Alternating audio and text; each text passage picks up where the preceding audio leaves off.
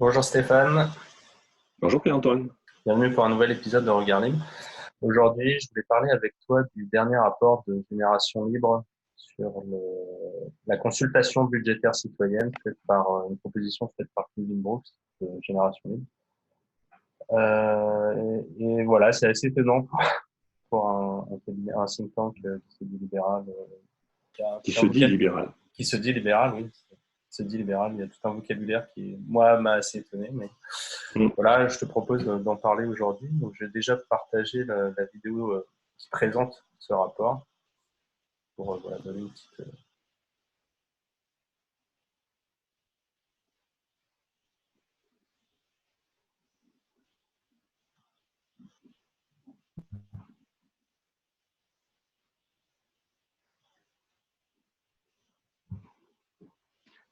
Renouer avec le Ouais, consentement. ouais, voilà. Moi, j'avais j'avais dit à Kevin parce que je l'avais contacté sur Facebook, j'avais arrêté de regarder la vidéo à À ce partir moment-là, à ce moment-là sur la notion mm, de libre consentement à l'impôt. Bon, après, c'était une boutade hein, parce que je l'ai regardé en entier où justement il explique comment présenter l'impôt pour que les gens rechignent moins à le payer. Donc je trouvais ça assez étonnant. tu es gentil quand tu dis que c'est étonnant. Moi, je dis que c'est lamentable. Ouais, Il faut oser dire les choses. Quand on s'appelle génération libre et indépendamment, on peut avoir des vues différentes entre libéraux sur bien des choses, notamment sur la mise en œuvre concrète de ouais. bien des actions. Ok. Mais il y a des choses sur lesquelles on devrait être sûr de se retrouver dans tous les cas. Le fameux consentement à l'impôt, alors évidemment, c'est un concept qui est introduit dans la DDHC, dans la Déclaration des Les droits droits de de l'homme. l'homme et du citoyen. Je ne sais plus quel article, 14 peut-être, je ne sais plus, je ne suis pas sûr. Mais même ça, enfin, tu m'entendras souvent dire que je considère que la DDHC n'est pas libérale. C'est à mon sens un de ces points. N'importe quel libertarien dans le monde se reconnaît facilement sur un slogan qui est extrêmement simple. Taxation is theft. L'impôt est du vol. Alors on peut dire que c'est de l'extorsion, c'est technique. Imposer les gens est un vol. Et par rapport au consentement à l'impôt, par définition, tu ne peux pas être imposé et consentir à être imposé. Le C'est mot deux. imposer, c'est qu'on oublie imposer, c'est-à-dire obliger Voilà, quelqu'un à faire quelque voilà, chose. on oblige, donc Ouais, consentir à être obligé, c'est une des grandes tartes à la crème de la DDH. Alors évidemment, effectivement, il y a deux façons de comprendre ce mot. Il y a est-ce qu'on consent, et notamment dans le monde qui est le nôtre aujourd'hui, à subir des impôts. D'ailleurs, je crois qu'ils utilisent le mot subir dans le rapport. Et puis, si on doit subir des impôts, est-ce qu'on est d'accord sur les impôts, quels impôts, à quelle hauteur et pour faire quoi? Clairement, le rapport de Kevin va dans ce sens, c'est-à-dire qu'il, quelque part, j'ai envie de dire, qu'il renonce à aller sur le terrain de contester l'impôt en tant que tel, et ils vont faire tout un argumentaire pour dire, et puisqu'on ne peut pas ne pas consentir à l'impôt en tant que tel, on va essayer d'améliorer le consentement à l'usage qu'il est fait de l'impôt. C'est ça ma compréhension de la thèse. On pourra regarder, si tu veux, la tête des matières du rapport. oui, Pour on verra. moi, elle va complètement dans ce sens. Alors, OK, d'un point de vue pragmatique, en termes de message, on cherche à sensibiliser. Je veux bien être pragmatique, je ne veux pas taper sur tout le monde. OK, mais attention, on emploie qu'on fait des mots. Ce n'est pas le consentement à l'impôt, dans ce cas, c'est le consentement à son usage, au budget, à la dépense, mais pas à l'impôt. Enfin, les mots, c'est important de ne pas faire d'euphémisme qui passe son temps justement, que les politiques passent son temps à utiliser. Ouais, Si on ne crée pas de la clarté dans le propos, enfin, voilà, tu connais mon avis de là-dessus, ouais. et je ne suis pas d'accord avec ce rapport, mais je pourrais le comprendre s'il disait c'est pas le Oui, s'il partait du consentement. prémisse en disant, bon, les impôts, on n'a pas le choix de ne pas les payer. Enfin, voilà, si on les paye pas, on va en prison. Qu'est-ce qu'on peut faire pour que, au moins, partant de là, on essaye C'est ça, d'améliorer les choses. c'est C'est ça, pas de se voiler la face en disant c'est ça. qu'on serait Voilà. soi-disant libre de le payer ou Voilà. pas, quoi. Alors, je resterai opposé au concept de l'impôt, mais au moins on aurait une clarté du discours et on pourrait rentrer sur ce terrain-là. Et il y a des arguments dans le rapport, bon, avec ces hypothèses-là. Hein. Je veux bien que, s'il te plaît, que tu montes à table des matières, ouais. parce que justement... Je vais la partager. Je voulais juste, Okay. parce que moi, quand j'ai justement demandé à Kevin quel était en quoi c'était un consentement libre et qu'est-ce qui se passait si on ne consentait pas, il m'a dit, en gros, on vote avec ses pieds, on quitte la France. Donc ça, c'était un argument, j'ai pas trop Ben non, compris. Enfin, pour moi, c'était un peu l'argument le même pour la mafia, quoi. C'est quand on n'a t'as rien une d'autre à mafia dire qui te fait tabasser, et qui, ouais. dommage, t'étais là au mauvais endroit.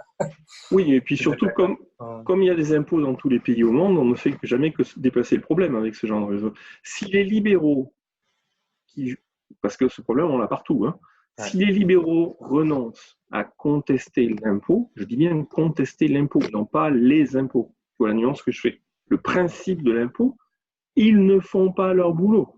On peut après, une fois qu'on a fait ça, on peut toujours négocier tout ce qu'on veut, mais du point de vue économique, la base fondamentale d'une thèse libérale, c'est la contestation de l'impôt. Alors, effectivement, tu l'affiches. Et ils ont 5 points. Toi, il y en a 3 sur la partie complexité et il y en a 2 sur le renforcement du consentement. Et tel que je le comprends, on va rester à ce niveau, hein, pour les gens qui nous regardent. Le premier, évolution du volume et de la structure des dépenses publiques. Ça, je pense que ça va dans le bon sens. Clairement, qu'est-ce qu'ils disent? Eh bien, depuis des années, on paye de plus en plus d'impôts. Évolution du volume, c'est pas à la baisse. Hein. Voilà. Et la structure des dépenses publiques, c'est tout se complexifie. Le budget, les budgets de l'État, des régions, des départements, des communes se complexifient, on n'y comprend plus rien. Et c'est leur deuxième point, ça contribue à obscurcir l'usage qui est fait de l'impôt, l'usage budgétaire, la discussion budgétaire, ça complètement noie le citoyen qui ne sait plus pourquoi il paie des impôts. Et donc, comme il ne comprend plus pourquoi il paie des impôts, ça le rend de plus en plus réticent au paiement des impôts. C'est ça, je pense, la thèse, tu vois. Oui, c'est ça. C'est ce qu'il dit dans l'introduction. Il dit que les gilets jaunes, ça vient d'un ras-le-bol fiscal parce que il y a beaucoup trop d'impôts qui arrivent et que c'est trop complexe. On n'a pas l'impression d'en avoir pour son argent. C'est ce qu'il dit. Voilà, on paye toujours plus, mais avec des hôpitaux, voilà, un sentiment qu'on paye de plus en plus pour de moins en moins de services en retour. Oui. C'est une forme de courbe de l'affaire. Ouais. Absolument, c'est tout à fait ça. Et c'est vrai, là-dessus, moi, j'ai pas grand-chose à dire. Parler d'illusion fiscale dans leur point 2 me va bien. C'est juste qu'on le met dans un mauvais sens. L'illusion, elle est sur la dépense budgétaire, alors qu'en fait, l'illusion, c'est justement de nous faire... L'illusion fiscale, c'est nous faire croire que le fait de payer des impôts va nous servir ou est positif. C'est pas la façon technique de le dépenser.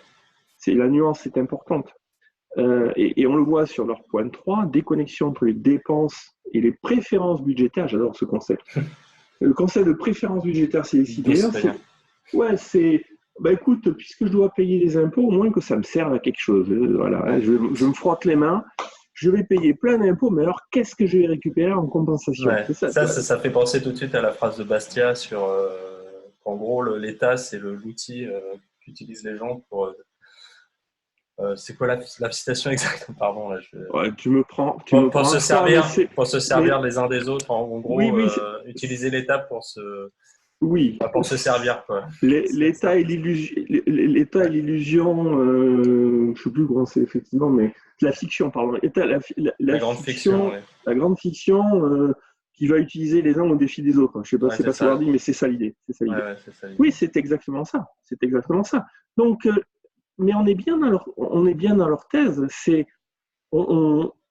Tout ce rapport est là-dessus, c'est les impôts, c'est compliqué, on n'y comprend rien. Si au moins on pouvait faire en sorte que les gens y comprennent un peu quelque chose, ils adhéreraient forcément plus et donc de ce fait paieraient plus volontiers. Et de toute façon, au passage, effectivement, les impôts serviraient à quelque chose de plus positif et tout le monde s'y retrouverait. C'est vrai, c'est une logique, mais à condition qu'on considère que 2 choses, qu'il soit normal d'être imposé, et ensuite qu'effectivement, on puisse espérer que des impôts puissent être utiles. Or, ça c'est pareil, la deuxième erreur qu'ils commettent, c'est que un vol n'a jamais été utile qu'au voleur. Le vol n'est jamais, ou au receleur, mais le vol n'est jamais utile à celui qui a été volé. Donc il y a forcément un problème qui est fondamental dans les impôts, ce qui est celui-là. C'est bon. Et ça, ils n'en discutent pas. Ouais. Et ça nous amène à la Deuxième partie, exactement, qui elle revient sur la question du consentement. Renforcer le consentement à l'impôt, ça suppose qu'il y a déjà consentement à l'impôt au départ. C'est la fameuse phrase de la DDHC. Mon problème à moi, c'est que moi, je ne consens pas au principe de l'impôt. Si je dois avoir des services publics, je préférerais que les services publics soient payants, comme n'importe quoi sur le marché, de devoir les payer à un certain prix, dans la mesure où je saurais qu'effectivement il y a un prix, et surtout que j'aurais décidé de payer ce dont j'ai besoin. Le problème des impôts, c'est non seulement je suis forcé, mais je suis forcé à payer quelque chose que je n'ai pas demandé, et pour lequel je ne reçois pas par rapport à ce que j'ai demandé. Donc, donc la logique d'impôt volontaire, c'est un oxymore, c'est contradictoire. Un impôt volontaire, ça s'appelle un prix. Ouais, ça s'appelle un prix, ou alors ça s'appelle une contribution, une donation. C'est vrai qu'il arriver à écrire cette phrase. Tu te rends compte? Moi, mon projet cette année, c'est d'écrire un dictionnaire des euphémismes, parce que c'est des oxymores, parce que là, c'est... C'est exactement ça. Là, on est un superbe oxymore sur un truc qui s'appelle Génération Libre. Il y a dans le titre, il y a générationlibre.eu. On a la notion d'impôt volontaire. Et après, on a la consultation budgétaire citoyenne. Écoute, à l'époque des Gilets jaunes qui nous ont sorti le RIC, le référendum d'initiative citoyenne, et bien maintenant, on a le CBC, la consultation budgétaire citoyenne, c'est-à-dire vous vous faites avoir, mais au moins on va vous consulter pour que vous sachiez pourquoi vous faites avoir. Oui, c'est un peu comme les consultations de Hidalgo, la co-création, le participatif. C'est en gros, on décidera ce qu'on voudra, mais comme on vous aura demandé entre guillemets votre avis, c'est ça. On vous met un flingue sur la table, on vous fait les poches, et après on discute pour voir ensemble ce qu'on fait de ce qui est sur la table. Ouais, c'est ça. Ouais. Et on vient nous expliquer que nous sommes des extrémistes, des radicaux, et qu'il faut être pragmatique par rapport à la défense de la liberté. Effectivement, on n'a pas la même perception du pragmatisme. Ouais. Moi, je pense qu'il faut plutôt essayer d'expliquer que l'impôt est du vol, qu'on est là où on est, certes, qu'on ne peut pas changer les choses du jour au lendemain, peut-être, et que si, au lieu d'essayer d'expliquer aux gens que l'impôt pourrait être mieux utilisé, ce qui est vrai, avant tout, c'est un vol qui n'est pas nécessaire, que l'immense majorité de ce qui est fait avec les impôts pour être fait et bien mieux fait avec le marché, les produits, les services, en payant ce qu'il y a à payer, ça serait un vrai projet pour Génération Libre. Et s'ils veulent qu'on en discute, je serais ravi de le faire avec eux. Oui, comment concilier des projets, on va dire, publics, entre guillemets, par exemple, au niveau d'une commune, comment réussir d'un point de vue logistique, organisationnel, à gérer ces projets, à les financer de manière complètement volontaire. Ça serait un beau défi de se dire, au niveau d'une ville, comment on va faire pour gérer que tout soit fait de manière volontaire. C'est vrai que ça serait un beau projet. Exact.